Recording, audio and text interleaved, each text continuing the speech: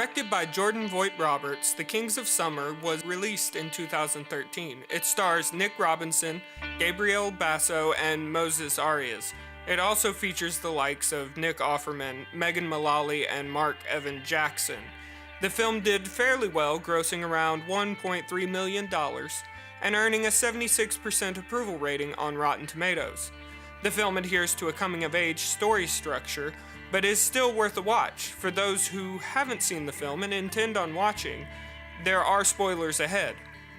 The Kings of Summer makes particularly good use of foreshadowing, a storytelling technique that indicates the future outcome of the story. Take the opening scene, for example. Joe builds a birdhouse, and later, he builds a real house. Later, the boys remark about how quick Biagio's hands are. I have incredible focus. You should see his hands, so quick. This guy right here, he can snatch trout right out of the goddamn stream. So, at the end, when Biagio tries to kill the snake, it shouldn't come as a surprise. But where The Kings of Summer exceeds the normal parameters of foreshadowing is in the narrative. As previously stated, The Kings of Summer is a coming-of-age story. The narrative is all about transitioning these children into adults. The thing about adolescence is it's all about potential. Think of it like energy. There's potential energy and kinetic energy. There are other types too, but for this example, let's focus on potential and kinetic. Potential energy is any type of stored energy. It's everything that an object is capable of doing.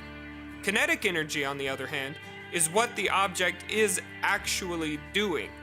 In some cases, all of the potential energy may not be used up, and over time, the object will most certainly build up new reserves only to once again spend them.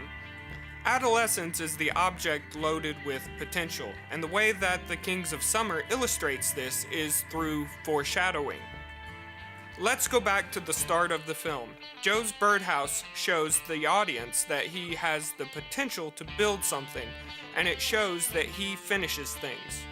When he and the other boys decide to build their clubhouse, no one is surprised. When Joe is the last one to leave, no one should be surprised. He has lived up to his potential. Also early in the film, Joe flirts with Kelly.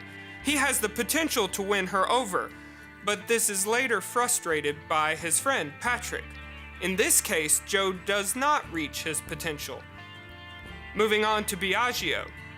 Biagio says he has fast hands. So later, when he confronts the snake, no one should really be surprised. However, when he fails to kill the snake, the outcome is once again frustrated. He does not reach his perceived potential.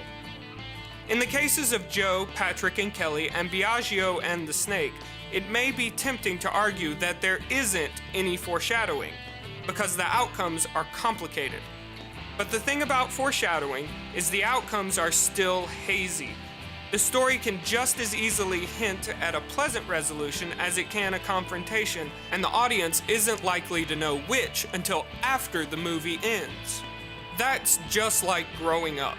The future is hazy. Growing up, children are told they can do anything. They're encouraged to dream. They are loaded with potential.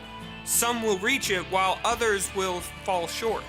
In this way, the foreshadowing in The Kings of Summer is able to exceed the normal usage and present the audience with a truer version of the coming-of-age story.